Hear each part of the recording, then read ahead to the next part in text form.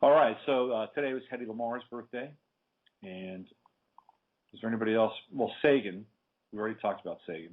It's his birthday. What can we learn from Carl Sagan's chart? Let's use Carl Sagan's chart as another opportunity to learn more about the fascinating science of astrology. Sagan was born, as we know, on the 9th of November, 1934.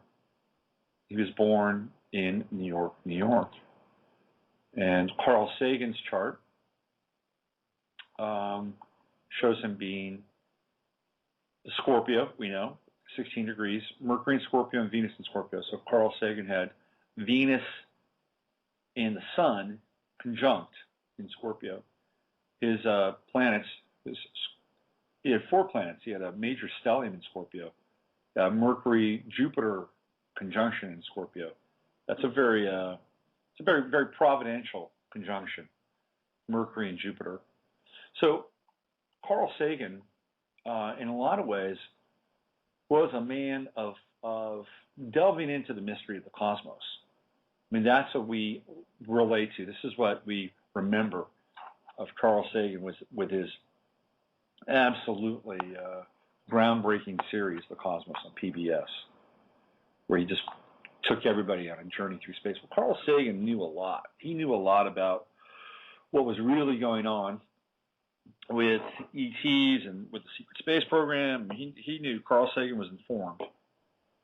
So while he had an outward connection to the mystery of the cosmos, with all those planets conjunct in Scorpio in the 6th house, which is the house of purpose, the house of learning, teaching, 6th house. Well, opposite all those planets, what do we have? We've got Uranus in the 12th house in Aries. So he was born during that time that we were talking about, when all those inventions were coming about, the late 20s and the early 30s, and even spilling over to some extent. Because what happened during the 30s, right, is that you would get the early adoption of things like the television, the microwave, radar. All that stuff happens in the early 30s, and it's just really like cutting edge. People are just starting to work on that stuff then, and really the development of those technologies takes place in the 40s in a big way. That's when, so we have the inception of the technology, and then we have the actual execution of the technology. That's where a lot of the Uranus and Aquarius people came into play. So here's Sagan with Uranus and Aries in the 12th house, opposite all of his, pretty much all of his Scorpio stuff. It's, well, 2 of the planets, Mercury and Jupiter, his Uranus is opposite. So the 12th house of secrets, right? It's the house of secrets. 12th house, traditionally, is the house of hidden enemies.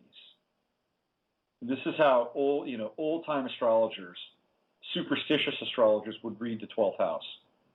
Like, theoretically, if Carl Sagan had Uranus in the 12th house, especially in Aries, an old-school astrologer would read that as an untimely death, violent, perhaps even, with Uranus and Aries. Well, we know that wasn't the case with Carl Sagan. I believe he died of cancer. But it does connotate that there is something very Uranian, right, out there. Uranus is very otherworldly. In Aries, which is, again, very cutting-edge stuff, that he was privy to, but he may not have wanted to share. And in fact, that Uranus in Aries in the 12th house is part of a massive T-square with Pluto in Cancer in his 3rd. So Sagan was challenged for that. We also looked at the 8th house as another house of mystery. And what do we see in the 8th house? We see the moon in Sagittarius, also in the 8th. So Carl Sagan, there were a lot of things that Carl Sagan probably wanted to share with the world, but could not. Another indication that we could see around that is Saturn in Aquarius in the 10th house. So wherever Saturn shows up, whatever house it's in, there is a quality of restraint. There is a quality of compression and gravity. So here we have it in Aquarius, which is, again, cutting edge, progressive, technological, scientific, and it's what he's bringing to the world, but he's bringing a very conventional model of that, right? Had Uranus, let's say in Aquarius, been in the 10th house, what Carl Sagan would have brought to the table would have been far more radical. What he gave the public for consumption was the Saturnian version of Aquarius. It was the version that we could handle. So that's Sagan's life in a nutshell, I guess. So let's check out the stars today. Let's see where we are today. We're in that very, very tight conjunction. The evolution of the conjunction, the ascendancy, I guess, what's the word I'm looking for? The path of Mercury and Venus running side by side right now in Sagittarius. This will culminate on Friday at 11/11, on 11/11/11, at 11/11 in New York City. Both Mercury and Venus will be at 11 degrees. So there is a wild confluence of 11s on 11/11. So right now they're very tight, and it's so when we look at that sort of conjunction, when things are so close,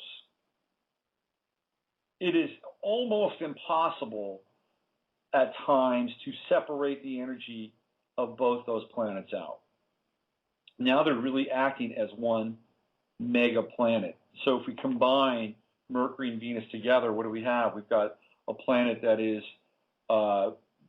engaged in some ways in being a very confessional energy, right? Because Mercury and Venus, Mercury's communication, Venus is relationship.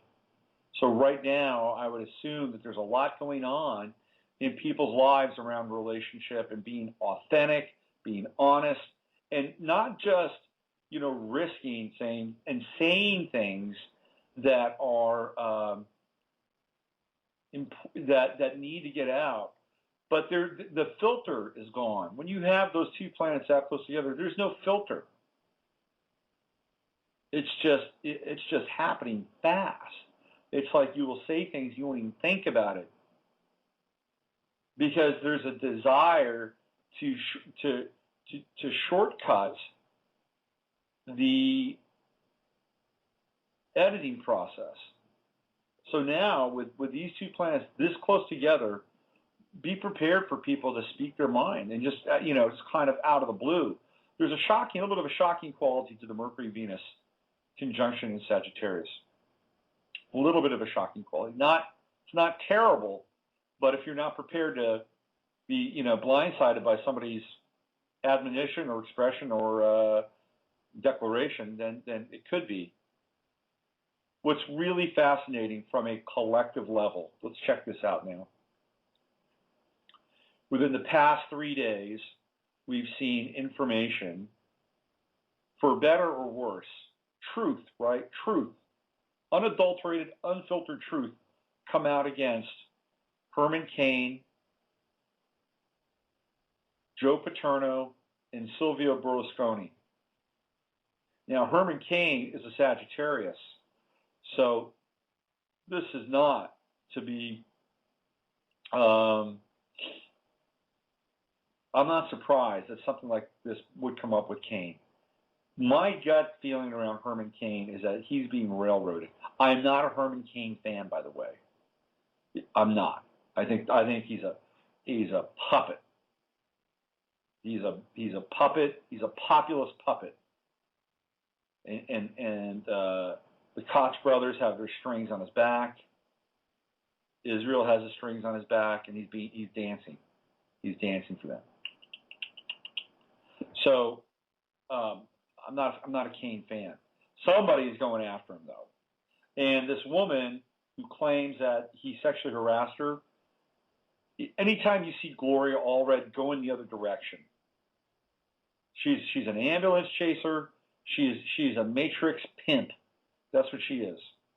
Gloria Allred is a matrix pimp. She's here to pimp out the matrix. Go in the other direction. As soon as this woman was represented by Gloria Allred, I knew that it's a red herring. Gloria Allred is the red herring. So apparently also, by the way, this woman was seen last month at a Tea Party event hugging Herman Cain.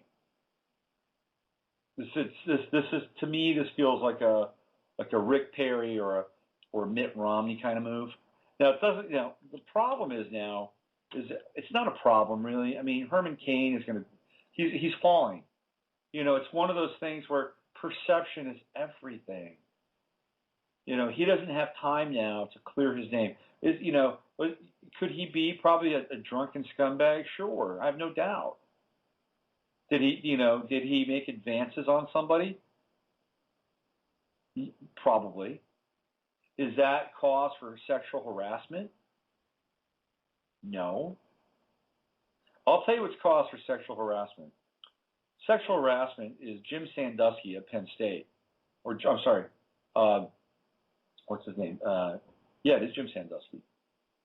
Jim Sandusky at Penn State. If you have not followed what's going on at Penn State, it will blow your mind. It'll blow your circuitry. Jerry Sandusky. Jerry Sandusky was a guy who, hold on, I got my Jerry's and Jims mixed up. Let me just do this very quickly. I thought it was Jim, but Jerry popped in my head. Sandusky, here we go. We're going to get to this. Jerry. So Jerry Sandusky. Jerry Sandusky was a longtime coach at Penn State. He was a lifer, and he was an acclaimed coach that coached the defense. And Joe Paterno's teams would not have been able to be successful without Jerry Sandusky as being a part of that team. Jerry Sandusky started an organization, a youth outreach organization called Second Mile. And he used this organization as a cover to find young boys.